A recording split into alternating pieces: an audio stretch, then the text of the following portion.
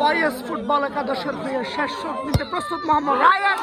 শেষ পর্যন্ত রায়েত গোল করেছে সেই শাহজাহান শিকদার ফুটবল একাদশের গোলরক্ষক মোহাম্মদ ইব্রাহিম, সেটি রক্ষণাত্মকভাবে রক্ষা করতে গিয়ে শেষ রক্ষা হলো না। মোহাম্মদ রায়েত সে শট করে কাঙ্ক্ষিত গোলটি করেছে।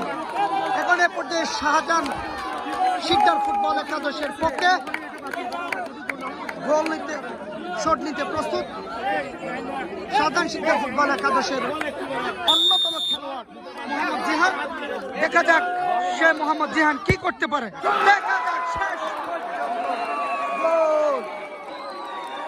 দর্শকদের উল্লাস এবং করতালির মধ্য দিয়ে কিন্তু আজকের ম্যাচটি সবাই উপভোগ করতেছে। দর্শকেরা যেমন একদিকে উপভোগ করতেছে, ঠিক তেমনি ভাবে বিরক্ত হচ্ছে। এতগুলা গোল পোস্টে আঘাত করার পরেও এখন পর্যন্ত কোনো ধরনের ফলাফল নির্ধারিত হচ্ছে না।